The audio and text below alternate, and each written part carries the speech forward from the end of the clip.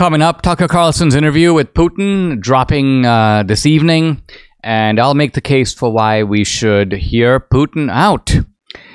Ronna McDaniel looks like she's going to exit the RNC. I think that's time to clean house at the RNC and perhaps some other places in the Republican Party. And attorney Christina Bobb joins me. We're going to talk about the Colorado case before the Supreme Court today about keeping Trump on the ballot. Hey, if you're watching on Rumble or listening on Apple, Google, or Spotify, please subscribe to my channel. This is the Dinesh D'Souza Show.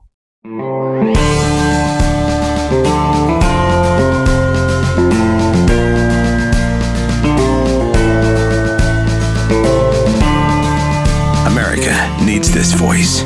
The times are crazy. In a time of confusion, division, and lies, we need a brave voice of reason, understanding, and truth. This is the Dinesh D'Souza Podcast. There are two very interesting things going on today, and I don't mean to, in comparing them, I don't mean to imply that they are of equal importance.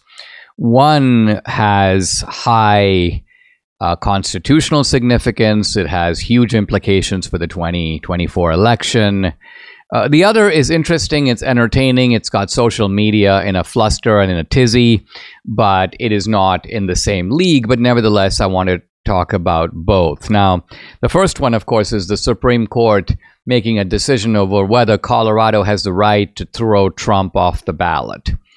And this has wide ramifications. If Colorado can do this, Maine is going to do it too. Hawaii has a bill making its way through that could do it also. Red states are going to retaliate against Biden. There's going to be no end to it. I have Christina Bobb, who is a attorney for Trump. She's going to come on, and we're going to delve into this issue and the constitutional basis that Colorado is invoking to the court, and also look at where the court may come out on it. I want to talk in this opening segment about the other issue that's dropping today, and that is Tucker Carlson's interview with Putin. Now, this has turned out to cause quite a ruckus. It started out with people on the left blasting Tucker. He's a traitor. He's Putin's man. He's an asset of Putin. Why else is he in Moscow?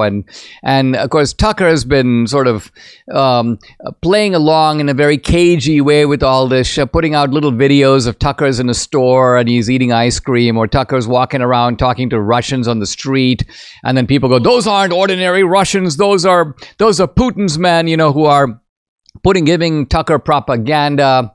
And finally, MSNBC, I believe it was, trotted out Hillary Clinton. Tucker's a fool.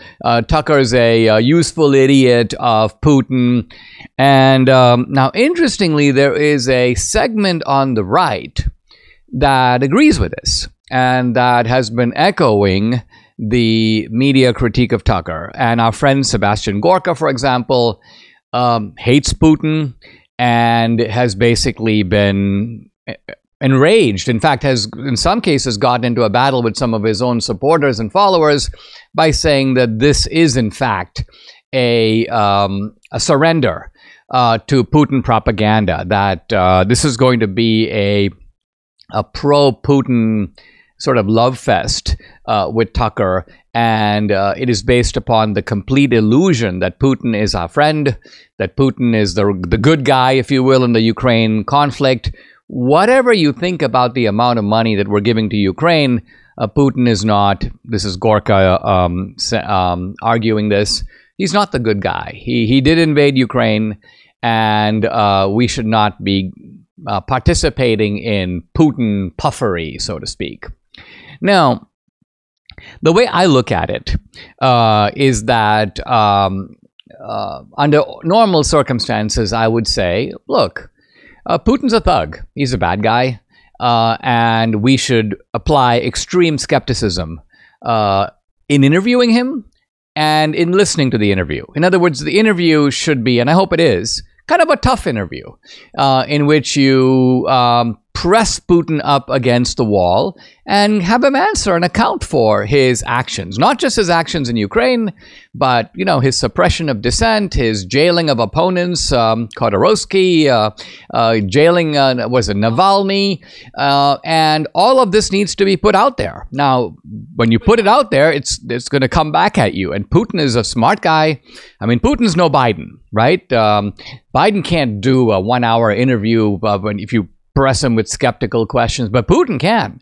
And Putin's going to hit back. Putin's going to say, in fact, he was interviewed about a year ago, I guess it was, and he did hit back. Somebody goes, why do you jail Navalny? Putin goes, well, why do you jail the January 6th protesters? He goes, you had 450, at that time it was 450 ordinary citizens who walked into your capital, raised a bunch of questions. You're jailing them one by one. Aren't you jailing dissenters? And you're accusing me of jailing one guy? So Putin has that intellectual suppleness, rhetorical skill. I think this is actually why the media is a little freaked out, because they know that Putin is not a dummy. Putin's no Biden, like I say. Putin will make his case. And the question is, does he have a right to make his case? Is it journalism to let him make his case? And my answer to that is an unequivocal yes. I feel especially strongly about this because we have been getting no real journalism on the issue of Ukraine. I mean, we have been getting, I don't even know what to call it. I don't know if you've seen the clip of the journalist from CNN interviewing Zelensky. This is Zelensky from Ukraine. And this is the most sickening, groveling type of interview. I don't even know what to call it. I'm going to call it, and Debbie's going to freak out here a little bit, it's like fellatio journalism.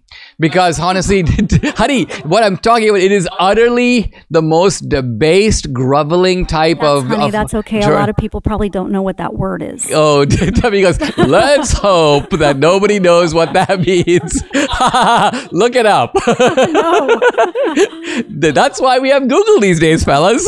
In any event, the point is, we don't have any idea of what the real debate is over Ukraine. Why? Because you don't want to interview Putin? All right. Well, let's have a skeptical interview with Zelensky. But can you think of one? I can't. I don't believe it's even happened. So we are at a time when, in a sense, the media has become an extension of regime propaganda. The media is echoing, essentially, the Biden administration. Now, people go, well, Dinesh, Putin's a liar. Okay, Putin's a liar. Biden's a liar, too. Biden lies every single day. In fact, he lies with such tiresome regularity that we can kind of predict his lies as his mouth begins to move. So at least we'll get some new lies from Putin, which will be more interesting. They're not lies we've already heard. So the idea that we don't want the American people to be subject to propaganda and lies doesn't really work, because we are subjected to that every single day. Moreover, what happened to adversary journalism? Let's remember, going back to Vietnam, the defining characteristic of the American media is supposed to be holding power accountable. And holding power accountable here doesn't mean exclusively holding power accountable in other countries. Because in fact, American journalists have limited leverage over other countries. They have more leverage over what happens in this country. And so let's just go back to the Vietnam War. It wasn't the job of American journalists to, quote, hold Ho Chi Minh accountable or hold the Viet Cong accountable. No, it was to hold the Johnson administration accountable. Hold General Westmoreland accountable. That's the meaning of adversary journalism. Well, it looks like adversary journalism is dead. Or to put it differently, the only adversary journalism that we have in America today is let's be adversarial to the adversaries of the Democratic Party. Let's be adversarial to the adversaries of the Democratic president who is in office right now. His enemies become our enemies. We'll be adversarial to them. And so we'll be adversarial to Putin. We'll also be adversarial to J.D. Vance and Josh Hawley because they are adversaries politically to Joe Biden. But we will do suck-up journalism for Biden. We will do suck-up journalism for Democrats. We'll do suck-up journalism for Schumer. And anybody who's a friend of the regime, let's say Zelensky, he gets the suck-up journalism treatment as well. So Tucker is, what's he doing? He's basically breaking the mold. And I think this is a good thing because, again, let's go back. Were there interviews with Khomeini during the hostage situation and when he first came to power in Iran? Yes. Were there interviews with bin Laden? Yes. I remember bin Laden being interviewed by Peter Arnett of CNN, by John Miller of Time Magazine, by other journalists. So there's plenty of precedent for hostile forces being interviewed by American journalists. Putin himself has been interviewed multiple times. So the objection here is that Putin is being interviewed in a way that's going to allow Putin to make his case. And I say, bring it on. Let's keep an open mind. Let's listen to the case. I think we've been sold a lot of propaganda on Ukraine. It's not to say that Ukraine isn't a victim of invasion or injustice, but we're not getting the full story. And it would be kind of interesting to hear, I'm eager to hear, what Putin has to say about it. Are you ready to lose weight but not sure where to start? I understand. Debbie and I were right where you are a year ago. Now let me tell you why we chose PhD Weight Loss and Nutrition and why I highly recommend their program. First, Dr. Ashley Lucas has her PhD in chronic disease and sports nutrition. Her program is based on years of research and is science-based. Second, the PhD program starts with nutrition, but it's so much more. They know that 90% of permanent change comes from the mind, and they work on eliminating the reason you gain this weight in the first place. There are no shortcuts, no pills, no injections, just solid science-based nutrition and behavior change. And finally, probably most important, I lost 27 pounds, Debbie lost 24. We haven't gained the weight back. Why? That's because PhD Weight Loss and Nutrition has a lifelong maintenance program. So if you're ready to lose weight and keep it off, lose weight for the last time, call 864-644-1900 to get started. Or you can go online at myphdweightloss.com. Do what I did, what hundreds of my listeners have done. Call today, 864-644-1900. There's a lot of instability here in the United States and around the world, abroad, elections in Taiwan, North Korea on the brink, Iran increasing its aggression. So how have you sheltered your savings and investments from potential major setbacks to the economy? It's not too late to diversify an old IRA or 401k into gold, and Birch Gold Group can help you to do that. Now, as opposed to many other investments, gold thrives in times of uncertainty. It's an important part of diversifying your savings. It's part of my savings strategy. Here's how Birch Gold can help make it a part of yours.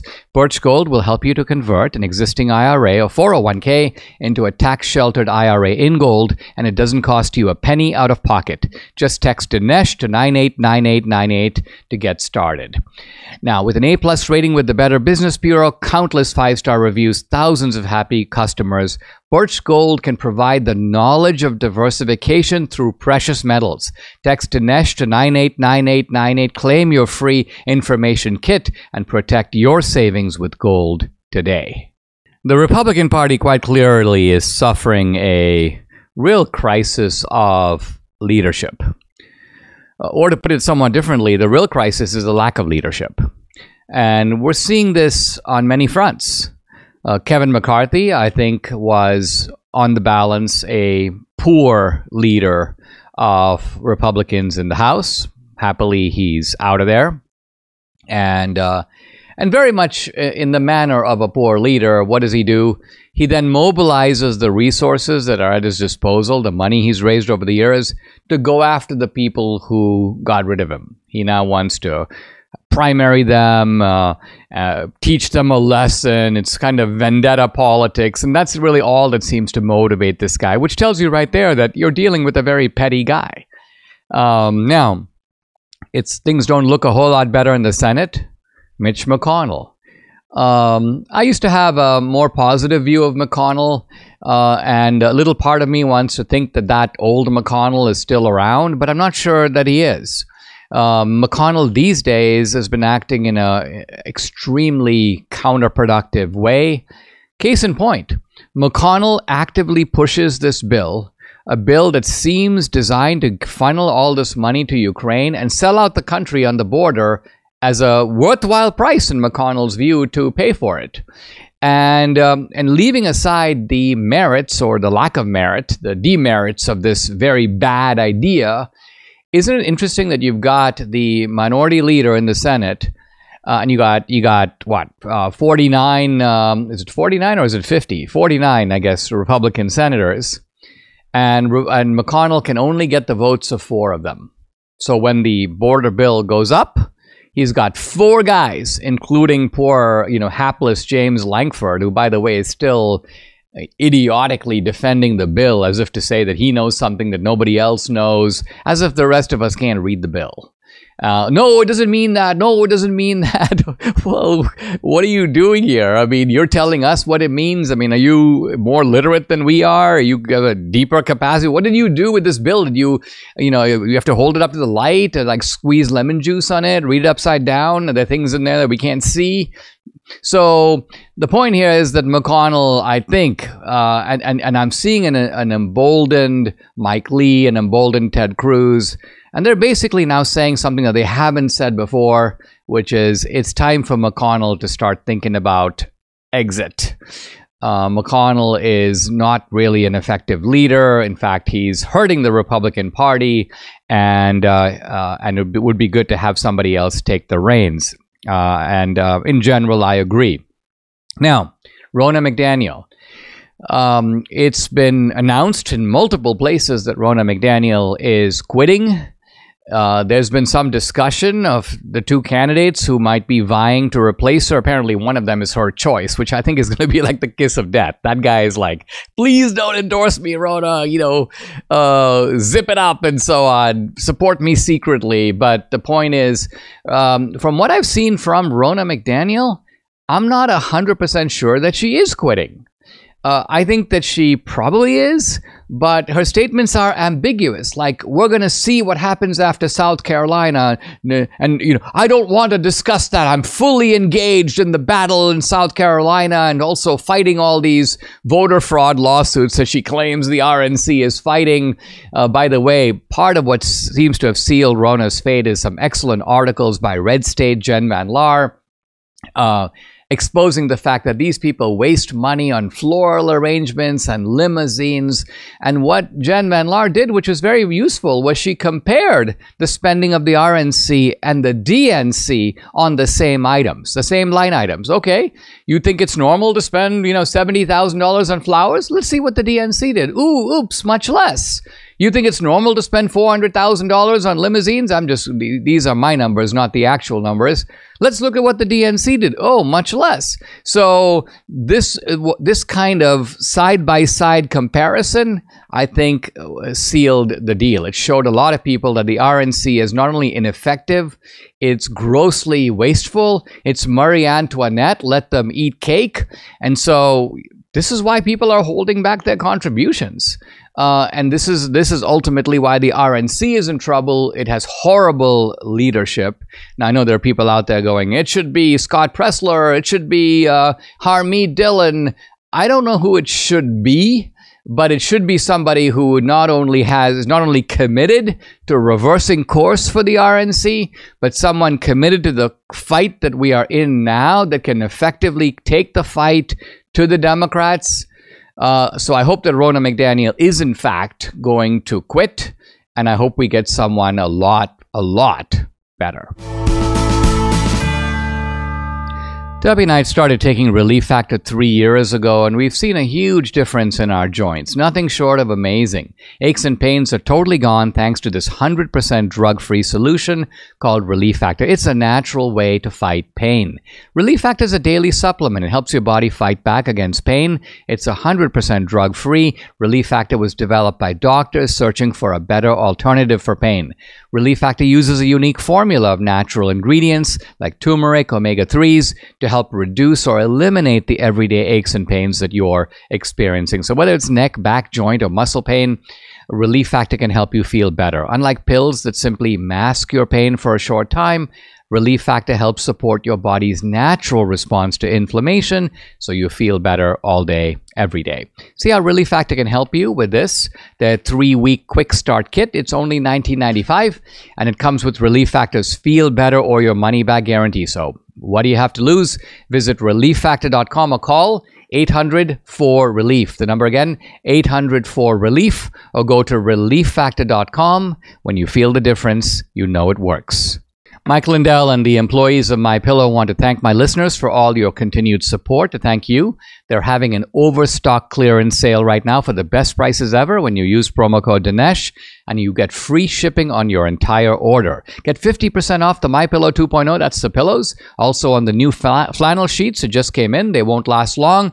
Get the 6-pack towel sets for just $29.98 and take advantage of free shipping on the larger items like mattresses and mattress toppers. They're 100% made in the USA, on sale for as low as $99.99. Everything is on sale. The brand new kitchen towels, the bath towels, the dog beds, the robes, the blankets, the couch pillows, and so much more. So check it out. To get the best specials, go to mypillow.com, use promo code Dinesh, or you can call 800-876-0227. Again, it's 800-876-0227. Get free shipping on your entire order while supplies last. Guys, I'm delighted to welcome to the podcast my friend Christina Bobb. She is, she started out in the Marine Corps with a legal career. She then became an investigative reporter. She worked for One America News Network.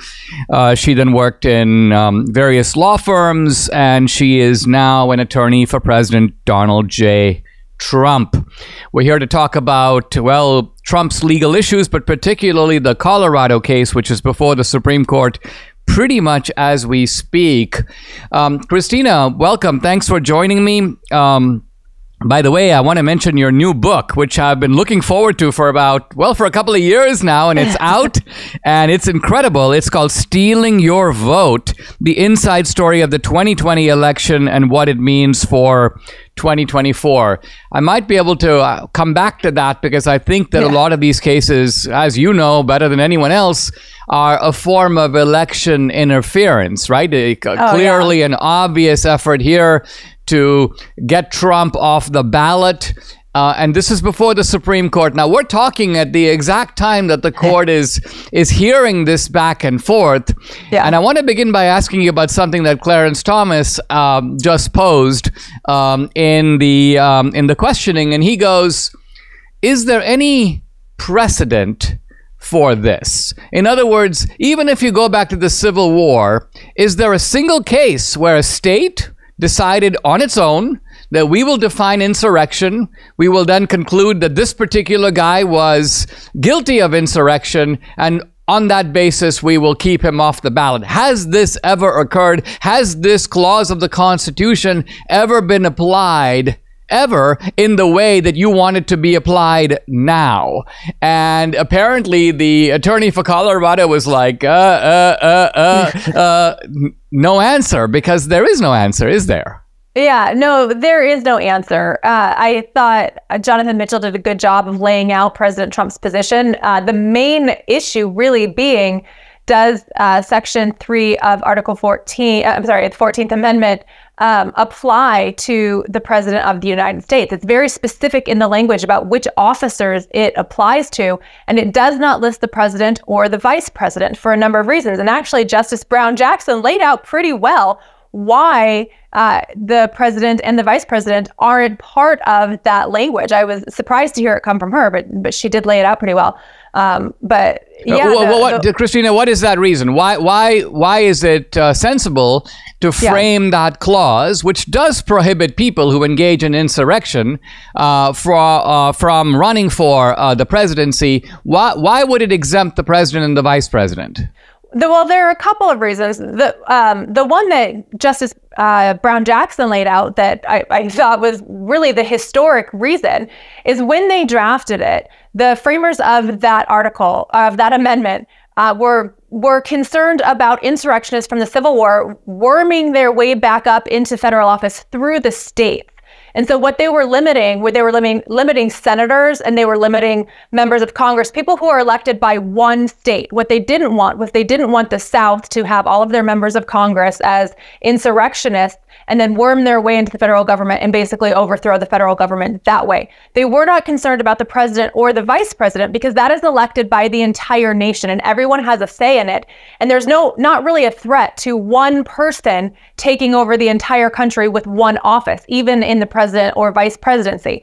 And so that isn't really a threat as an insurrectionist. Their rationale really was they wanted to prevent the southern states from kind of tricking the nation into overthrowing the government. That was the purpose of that amendment, and that's why they were specifically excluded.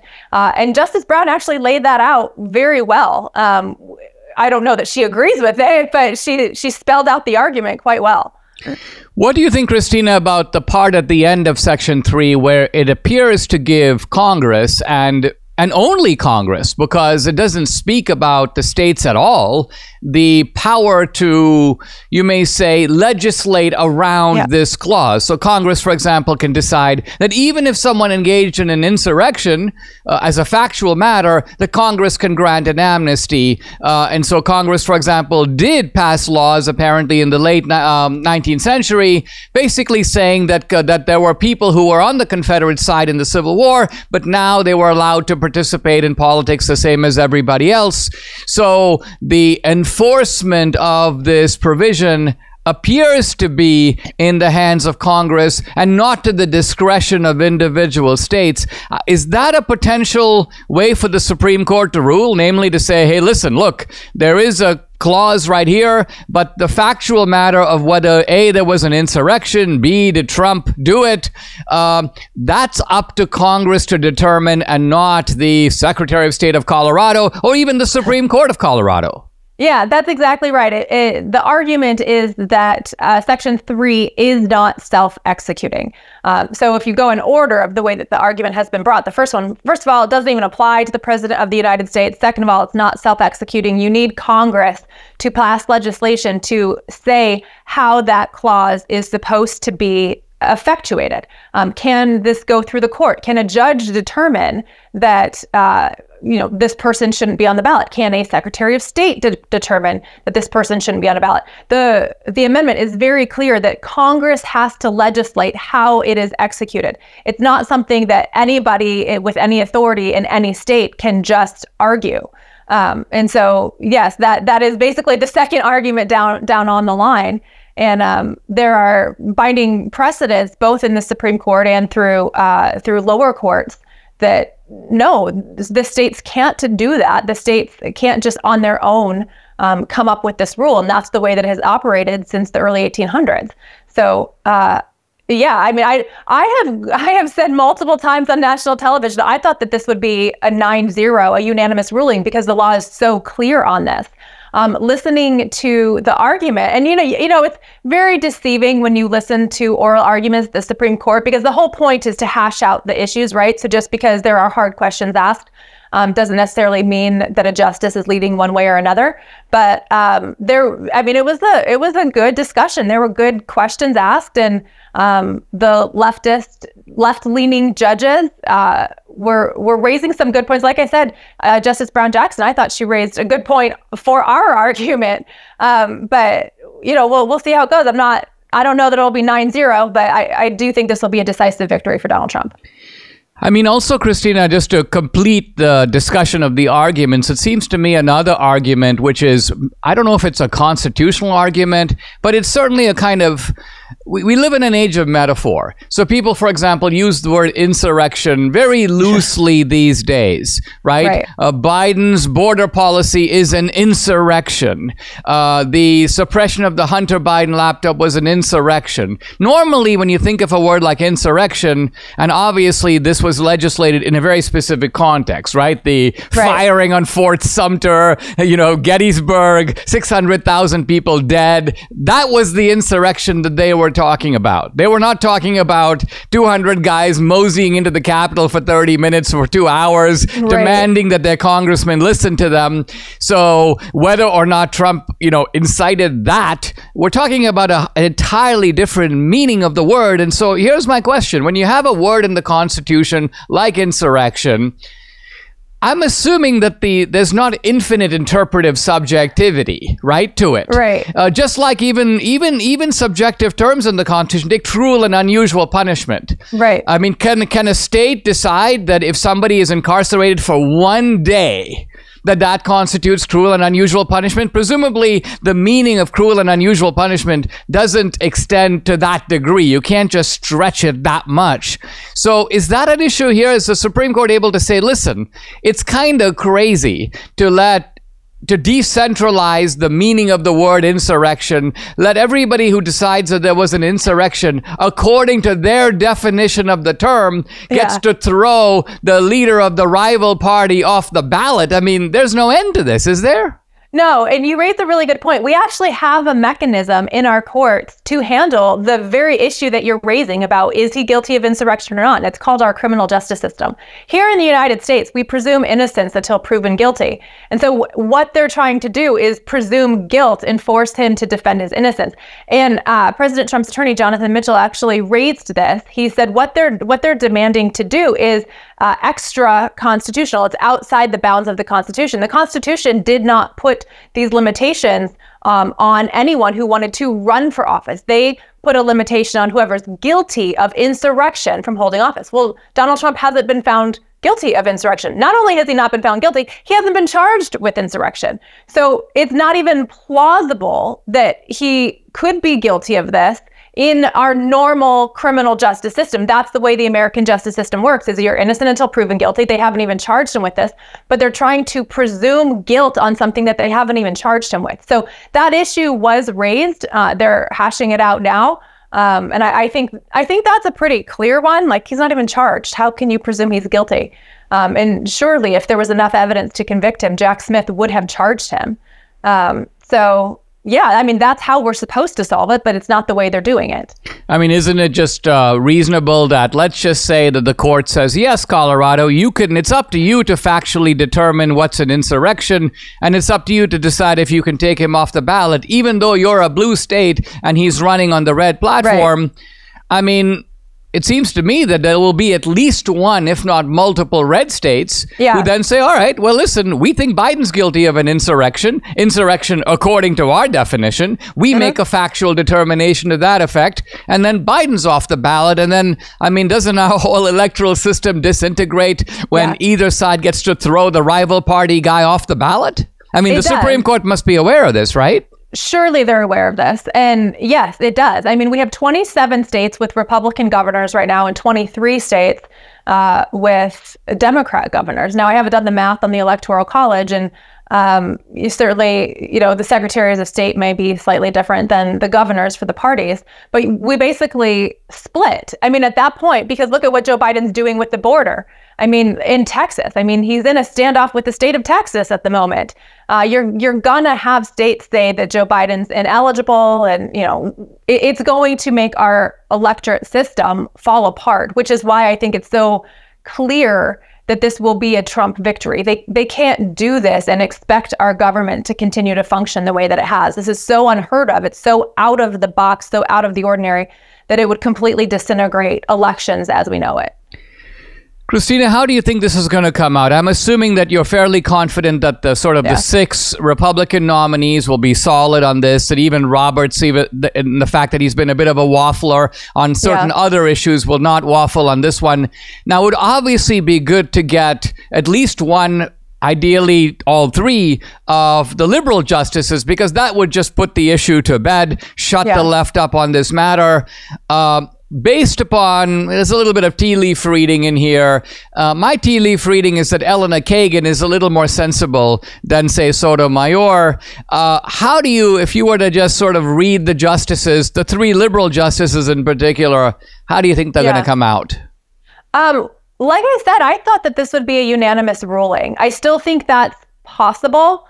Yeah, I always get nervous judging based off of hearing the arguments. But it was interesting. In the oral arguments, they were focused more on states' rights, which at least when they were dealing with Jonathan Mitchell, President Trump's attorney. Do the states have the right, if he were guilty of insurrection, do the states have the right to take this step? And so I don't know if sometimes the Supreme Court comes out with an opinion that's totally different than we expected the rationale to be, but the decision is the same. He's on the ballot, but for a totally different reason than we all expected. Sometimes that happens. So I do think it's going to come out at least 6-3, probably 7-2. I think Kagan may join us. And then, like I said, even Justice Brown Jackson, she very well articulated the historic precedent for the purpose of Section 3 of the 14th Amendment. So I don't know. Also, if just playing wild cards, I'll say 7-2. Not sure which of the three at this point. I'll back off my unanimous decision just a little bit, but I don't even think it'll be 6-3. I think it'll be at least 7-2. Christina, let's talk about your book, Stealing Your Vote, the inside story of the 2020 election, what it means for 2024. We've talked enough that I know we're on board with the various ways in which the 2020 election was stolen. Yep. Some of it was a brazen voter fraud. Some of it was unleveling the playing field. It was a kind of a combination of tactics. Yeah. Now, it looks like in 2022, the left went in a slightly different direction, particularly in Maricopa County. It's like, whoops, our machines aren't working on election day when the Republicans, as it turns out, are coming out to vote. Yeah. What is your diagnosis for 2024? I mean, they might be getting pretty nervous at the polls that show that Trump is not just sort of running even, but he seems to be like pulling away from Biden, despite the fact that he's facing 90 plus criminal charges. So this is a little bit of freak out time. I mean, it's only some months away from the election. What is your forecast about what they're likely to try to pull off this year? And is there a way to stop them? Well, I think they are very scared. I think they know they don't have the rigged election locked in the way that they did in 2020. And I think they're very scared about it. And the reason I think that is because look at all the crazy things they're trying to pull in the courts. They're trying to take him off the ballot. They're trying to indict him for things that look a lot like insurrection, but are not quite insurrection. They're indicting him for things that, for destroying, that are designed for corporate, entities destroying documents and not actually anything to do with the government. They're indicting him on the document scandal that he actually had a right to those documents when Joe Biden didn't, and then they're letting Joe Biden go. I mean, they're still outlandishly outing themselves as these crazy Marxists. And I don't think they actually want to do that. I think they're doing it because they're scared about the election, and they know that they don't have the lock on with COVID. They don't have the lock on, the element of surprise that nobody's paying attention. People are paying attention. But if Americans really want to secure their election, regardless of what happens with any of the trials, make sure you get involved. The key to this is everybody being involved at your precinct and county level, because it's not going to get cleared up at the state level. We can see that. It's certainly not going to get cleared up at the federal level. So it gets cleared up county by county, precinct by precinct. And if you're sitting there going, I don't like what's happening in my state, then get involved in your county, because we need everybody involved in your county to clean this up. And what you're saying, Christina, which I agree with completely, is that when the ordinary citizen goes, well, what can I do? I'm not an organizer of the rules and so on. I don't decide whether there'll be mail-in drop boxes or not. Well, what you can do is, if at all possible, become a poll judge, become a volunteer. If you can get your eyes on the process, you're going to have that. You can say, I've done my part to minimize voter fraud and keep the process safe. Guys, check out Christina's book, Stealing Your Vote, the inside story of the 2020 election and what it means for 2024. Christina Bobb, thank you very much for joining me. Thank you so much. How are you feeling these days? I feel great. One of the reasons I believe I feel better is because I take this Balance of Nature, fruits and veggies in a capsule. So easy to take. They have an amazing story of how this product was developed by Dr. Douglas Howard. It's right there on their website. Balance of Nature gets over 1,000 success stories every single month. They have hundreds of thousands of customers who have purchased billions of capsules of their fruits and veggies over the past 20 years. Their products are gluten-free, they're non-GMO, they contain no added sugars or synthetics. I think if you're looking for something to make you feel better naturally, you should definitely give Balance of Nature a try. In fact, order today. Whether you order online or call them direct, you got to use promo code America to get the special offer, 35% off. Here's the number to call, 800-246-8751. Once again, it's 800-246-8751. Use discount code America, or you can go online, balanceofnature.com. When you use the discount code America, you get 35% off.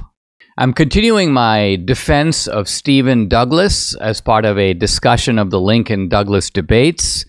Now, let's be aware that what we're doing is we're going in depth in making Douglas's arguments for him and kind of with him. And these are arguments that ultimately will be challenged by Lincoln, but we're getting we're putting as eloquently as we can Douglas's side of the debate. And in doing this, it's helpful to understand, by and large, the full spectrum of the parties that are debating on the slavery issue. So let me outline the four positions that were out there and that all had significant support. On the far end, you have the abolitionists. Slavery is an abomination. We don't care if slavery has been approved by the Constitution. To heck with the Constitution. Burn the Constitution. Slavery is wrong because of a higher law. It is wrong by nature. It is wrong according to God. This is the position of John Brown. It's the position of the abolitionists and Frederick Douglass as well. And although Frederick Douglass later changes his mind about the Constitution, but nevertheless, this is the abolitionist position. It's important to realize that this position was held by a tiny minority of people, even in the North. Now we come to the position of the Republican Party, the mainstream Republican position, Abraham Lincoln's position. Slavery has been allowed by the founders to exist in the South. We're going to leave it there. Slavery, however, should not be allowed to push into the territories. New territories are being added to the Union, and we're not going to allow slavery. Congress is going to forbid slavery from going there, and the states have no say in the matter. Why? Because these territories are entering as federal territories. They're joining the Union, and the Union, the country as a whole, has a right to decide what's going to happen to those new territories, which over time can become states. So that's the Republican/Lincoln position. Then you have the Douglas position.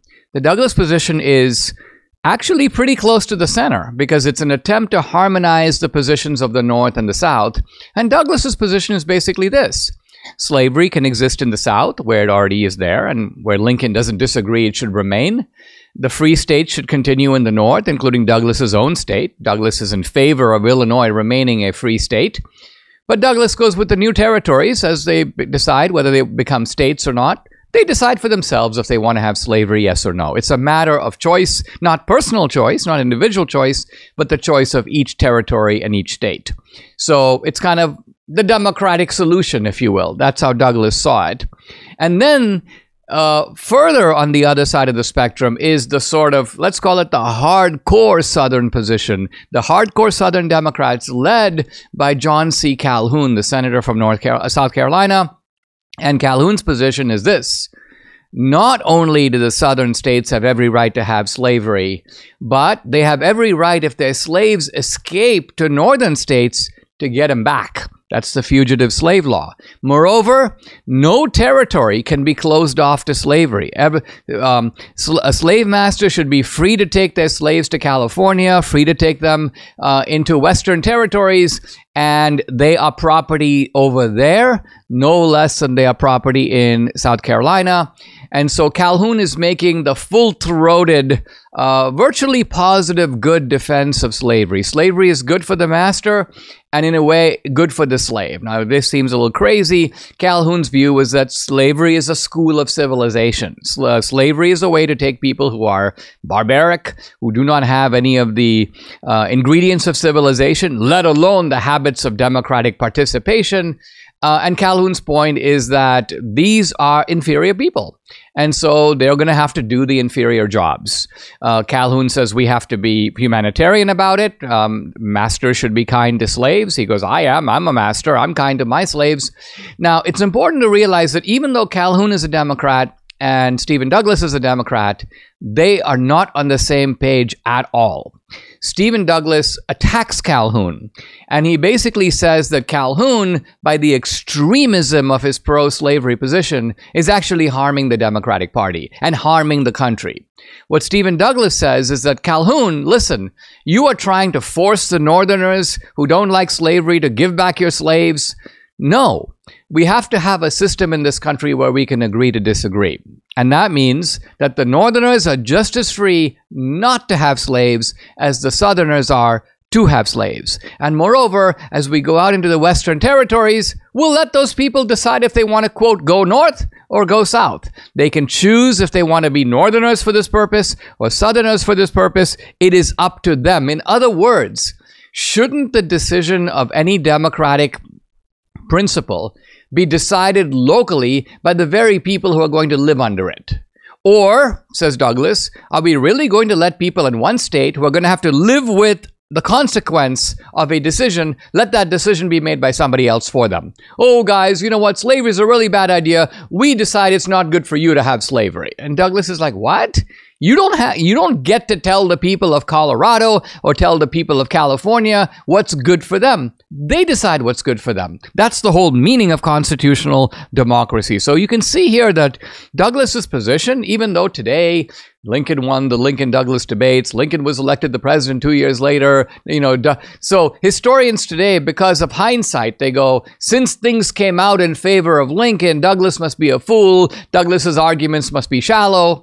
Not necessarily, and they weren't seen that way at the time. There were a lot of people to whom what Douglas was saying, in fact, what I'm saying now on behalf of Douglas, was not only the absolute common sense of the matter, but was the moderate position to hold the country together, Now, does this mean that Douglas's only interest was in, quote, holding the country together and not ultimately in ending slavery? No.